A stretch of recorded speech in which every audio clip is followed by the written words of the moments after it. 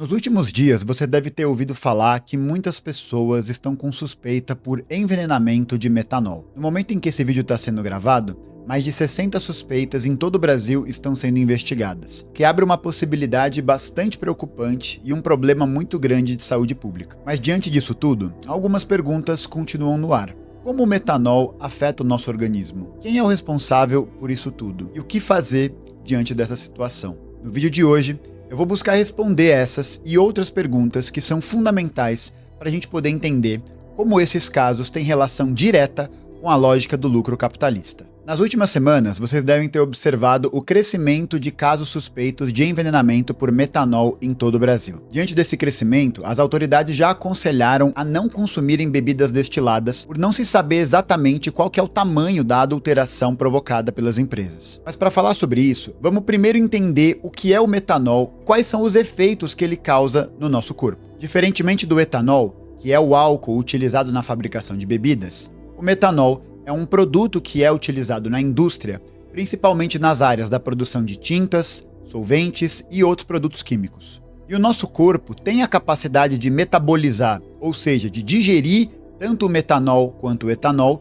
e transformar ele em outras substâncias. A principal diferença entre o metanol e o etanol, se você lembrar das aulas de química, é com relação à sua composição molecular, ou seja, como essa substância é formada. No caso do etanol, a gente tem a presença de 2 carbonos, e faz com que ele tenha a fórmula química C2H5OH, enquanto que o metanol é composto por somente um átomo de carbono, sendo a fórmula química dele o CH3OH. Pode parecer bobeira, mas essa diferença muda totalmente a forma de como essa substância vai ser metabolizada, digerida e vai produzir outras substâncias no nosso corpo. Quando a gente bebe o etanol, que é o álcool presente nas bebidas, o nosso fígado faz a digestão dele, o metabolismo dele, a partir de uma enzima que é conhecida como desidrogenase. Essa enzima, quando atua no etanol, faz com que ele produza uma outra substância que é conhecida como acetaldeído, uma substância que é tóxica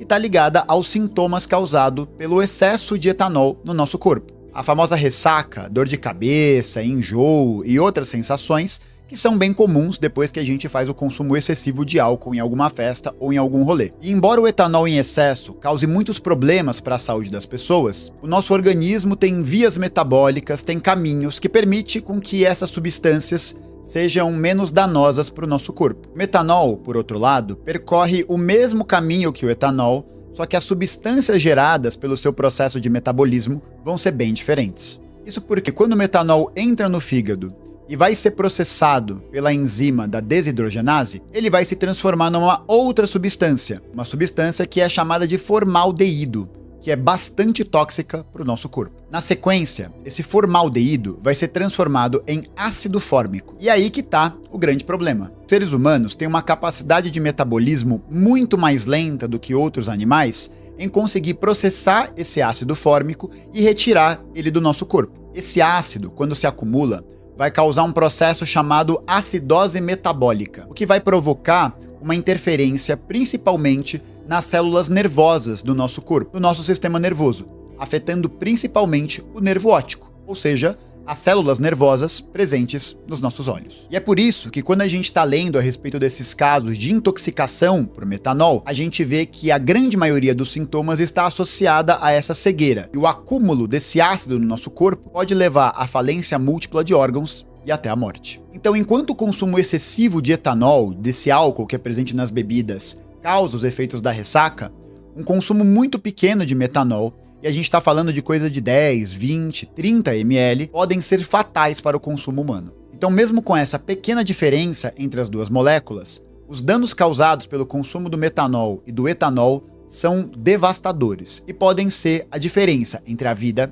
e a morte. E aqui tem um ponto muito importante, que é o fato de que o metanol, comprado em larga escala, se torna muito mais barato do que o etanol. O etanol, que é o álcool utilizado em combustíveis e na fabricação de bebidas, passa por uma cadeia produtiva altamente regulada, com bastante fiscalização e com bastante processos que vão buscar dar essa pureza para essa substância. E mesmo o metanol no varejo sendo mais caro que o etanol, quando ele é comprado em grandes quantidades em escala industrial, existe uma queda muito grande do preço.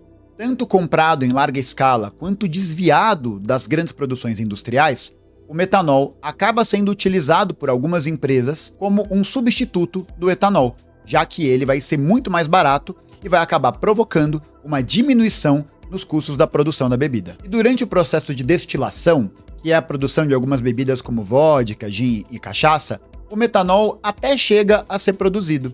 Mas ao longo desse processo, ele vai sendo separado e depois disso descartado. Isso porque ele tem uma toxicidade muito alta, o que faz com que qualquer proximidade ou consumo humano se torne muito perigoso. Então, quando o resultado da bebida é bem realizado, bem planejado, as quantidades de metanol são tão pequenas e tão insignificantes que não representam nenhum tipo de risco à vida humana. Mas as análises recentes, especialmente por conta desses casos que foram notificados nos últimos dias, mostraram que essa quantidade de metanol encontrada nas bebidas não foi causada por um erro humano ou por um acidente, mas sim por uma ação deliberada em tentar fazer com que essas bebidas e a sua produção fossem mais baratas para os produtores. Na prática, isso significa uma tentativa dessas empresas e dessas iniciativas em aumentar a sua margem de lucro, prejudicando a saúde pública. E aí que está o X da questão. Muitas empresas se utilizam do metanol justamente para que nesse processo de produção das bebidas exista um aumento da margem de lucro e exista também uma diminuição dos custos de produção, que na prática vai dar algumas vantagens competitivas no mercado para essas empresas, que vão ter menos custos, que vão ter menos restrições, permitindo com que elas possam controlar o mercado. Uma concorrência desleal e que na prática coloca em risco a vida dos consumidores. O que não é exatamente uma novidade no sistema capitalista. Isso porque, dentro da lógica do capital, o grande objetivo é garantir que esse capital se valorize, é garantir que os ganhos dos detentores, dos proprietários desses capitais, cresça cada vez mais, mesmo que isso possa custar, eventualmente, algumas vidas humanas. É aquela velha história. No capitalismo, a mercadoria se humaniza, enquanto que os humanos são objetificados, se transformam em coisas descartáveis para poder permitir que essa lógica possa continuar existindo. Quando a gente olha para a história, a gente percebe que o caso envolvendo o metanol aqui no Brasil não é o único, já que em outras oportunidades, em outros momentos, grandes empresas, inclusive, se utilizaram desse mecanismo para poder aumentar as suas margens de lucro e, assim, satisfazer o bolso dos seus proprietários. Um dos escândalos mais famosos nesse sentido foi o Dieselgate, que aconteceu em 2015 envolvendo a Volkswagen. A Volkswagen instalou softwares nos seus carros movidos a diesel para poder fraudar os testes de emissão de carbono que eram realizadas por agências reguladoras. Então, enquanto nos laboratórios os veículos pareciam limpos, nas ruas eles emitiam quantidades de substâncias tóxicas muito maiores do que aquelas que eram permitidas, contribuindo tanto para o aumento da poluição do ar, como também pela maior ocorrência de doenças respiratórias graves, o que afetou bastante a vida das comunidades locais. E mesmo que a empresa tenha sido processada e tenha passado por um processo de recall desses carros, as vidas humanas que foram prejudicadas por esse processo jamais poderão ser recuperadas novamente. Um outro caso emblemático e que aconteceu aqui no Brasil, no ano de 2008, foi a chamada Operação Carne Fraca. Uma investigação da Polícia Federal revelou que grandes frigoríficos estavam utilizando substâncias químicas para poder mascarar a degradação da carne e chegando até a manipular certificados sanitários, o que permitia com que esses produtos, muitos deles estragados, pudessem estar sendo comercializados no mercado. Essa prática, voltada a manter as exportações e os lucros em alta, acabaram provocando doenças e problemas de saúde em muitas comunidades. E revelou também a fragilidade dos mecanismos de fiscalização, que muitas vezes não passam por processos corretos, garantindo que essas indústrias possam continuar na sua caminhada pelo lucro. E esses dois casos, junto com o caso do metanol, deixam uma coisa muito clara. Em nome desse lucro, as empresas, os empresários, os responsáveis por essa produção, não têm nenhum tipo de cuidado com a vida humana, já que o grande objetivo deles não é garantir o acesso a um produto de melhor qualidade e de melhor aproveitamento para a população, mas sim a garantia da continuação do aumento das suas margens de lucro. Nesses casos de adulteração ao longo da história, a gente percebe que o grande problema não está num erro humano pontual ou numa questão que possa ter acontecido eventualmente, mas sim num sistema que está todo montado racionalmente para que a lógica do lucro possa sempre prevalecer diante do atendimento das necessidades dos consumidores, mesmo que isso custe a sua saúde. O que está guiando essas decisões, então, não é a vida das pessoas, mas sim o desejo pelo constante processo de valorização do capital. Algo que o Karl Marx já havia anunciado quando ele escrevia sobre o tema, mostrando que essa busca pela valorização incessante do capital é a grande responsável por objetificar e tornar as vidas humanas cada vez mais descartáveis.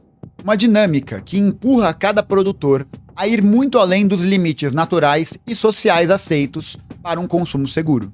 Então não é nem necessário dizer, exatamente com as suas palavras, o quanto essa lógica prejudica a vida humana. Cada fraude, cada adulteração e cada tragédia são provas de que, quando o lucro se torna o objetivo absoluto, a vida passa a ser tratada como uma variável descartável. Uma variável que afeta muito mais as camadas mais empobrecidas da classe trabalhadora, que sem a possibilidade de acessarem um produto de boa qualidade devido à falta de dinheiro e à desvalorização do seu poder de compra, acabam precisando comprar esses produtos para poder continuar garantindo o seu rolezinho no final de semana. E é também muito interessante pensar como que as legislações, as leis e os mecanismos de regulação são constantemente alterados para poder garantir que esse tipo de fraude aconteça e que nenhum desses empresários seja responsabilizado por isso. E no caso brasileiro, não é diferente. No campo das bebidas, a Lei 8.918, de 1994, estabeleceu que essa fiscalização deveria ser realizada pelo Ministério da Agricultura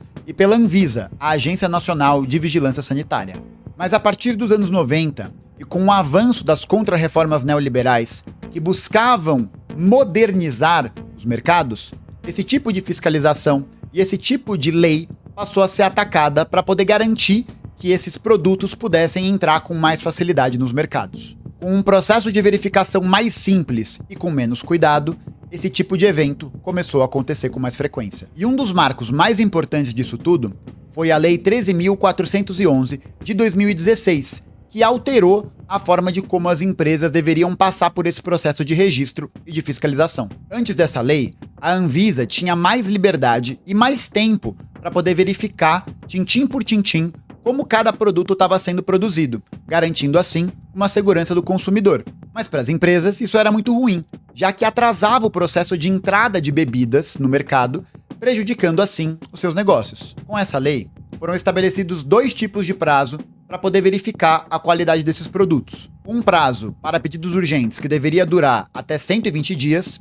e outro prazo de até 365 dias, um ano, para que esses produtos pudessem ser verificados. No primeiro momento, isso pode até parecer positivo porque parece demonstrar um movimento de maior rapidez. Mas na prática, isso também pressionou os técnicos da Anvisa a fazerem verificações mais aceleradas, impedindo com que estudos mais longos e mais cuidadosos pudessem ser feitos. Mas a cereja do bolo ainda estava por vir. Isso porque o Decreto 9.013 de 2017 estabeleceu que a verificação desses produtos caberia às empresas, que preencheriam um formulário e que, através do preenchimento desse formulário, garantiriam a procedência positiva dos produtos que entrariam no mercado, que, na prática, diminuiu muito a presença de fiscais públicos nesses espaços, facilitando, portanto, a ocorrência desses casos de adulteração e de fraude. Ou seja, a responsabilidade pela inspeção ficava a cargo da própria empresa, que obviamente não ia querer que o seu negócio se desacelerasse, fazendo com que essas aprovações acontecessem a toque de caixa. Um jeito simples para entender isso é imaginar a seguinte situação. Vamos imaginar que você seja dono de um restaurante e que o fiscal da prefeitura que vai no seu restaurante verificar se a sua cozinha está limpa, antes tinha todo o tempo disponível para ficar ali vendo se a pia estava limpa, se o fogão estava limpo, se tinha rato, se tinha barata, se as comidas estavam bem preservadas, etc, etc, etc. Com a aprovação dessas novas leis e desses decretos, o fiscal passou a ter um cronômetro na mão. Então ele precisava verificar essa cozinha num tempo menor, fazendo com que a qualidade do seu trabalho caísse, já que esse tempo determinado também limitava a possibilidade do que ele de fato poderia verificar. Com o enfraquecimento desse tipo de fiscalização, as brechas para as fraudes e adulterações cresceram, o que também prejudicou e colocou em risco a população que consome esses produtos. Então, nesse sentido, é muito interessante pensar o quanto esse movimento pela flexibilização ou pela desburocratização, na prática, só é positivo para as empresas que agora vão conseguir aprovar esses produtos sem que haja nenhum tipo de preocupação com a saúde da população, que beneficia diretamente os capitalistas e prejudica diretamente a classe trabalhadora. No fim das contas, a gente percebe que as leis e os mecanismos regulatórios que existem no Estado acabam sendo manipulados e acabam sendo utilizados de uma maneira a beneficiar essas grandes empresas e esses grandes lobbies, que vão sempre buscar diminuir o volume dessas fiscalizações para poder aumentar as suas margens de lucro. Então o caso do metanol, ou das carnes estragadas, ou do Dieselgate, não são um raio em céu azul, mas um sintoma de como esse sistema está estruturado e montado para poder garantir o cumprimento dos interesses de uma minoria, mesmo que isso prejudique a maioria da população. E a questão se torna ainda mais grave, porque além do enfraquecimento da legislação para poder verificar a qualidade desses produtos, a gente também tem observado uma política que tem diminuído o orçamento público disponível para a saúde. E isso é prejudicial, porque conforme esses casos vão crescendo, o SUS tem cada vez menos capacidade para poder atender essas pessoas e também garantir os mecanismos de controle da Anvisa, já que a Agência Nacional de Vigilância Sanitária é um braço do SUS. Então o sistema de saúde fica travado, a fiscalização fica travada, e aí esses produtos de péssima qualidade circulam no mercado sem nenhum tipo de cuidado, o que na prática é um risco muito grande para a população, como a gente tem visto nos últimos dias. E pode ser que você aí que está assistindo esse vídeo pense que esse tipo de caso só acontece em adega clandestina, só acontece em mercadinho de esquina, só acontece em lugares em que essa fiscalização nunca chega. E é aí que você se engana. Em São Paulo, 6 estabelecimentos foram oficialmente interditados por suspeita de venda de bebidas adulteradas com metanol.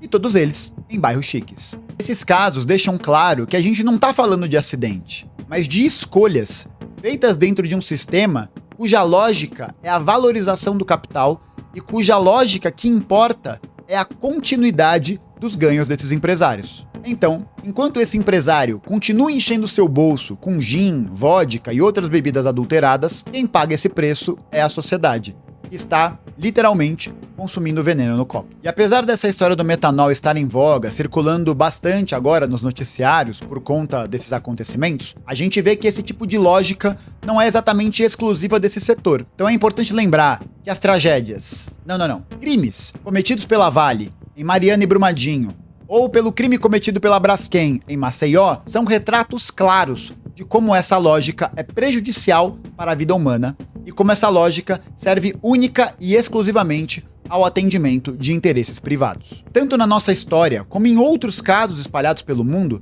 a gente pode perceber que o que mata, no final das contas, é a lógica do lucro, é a lógica da valorização do capital em detrimento da vida humana. Mas o que você acha sobre esse tema? Conhece alguém que foi afetado por isso?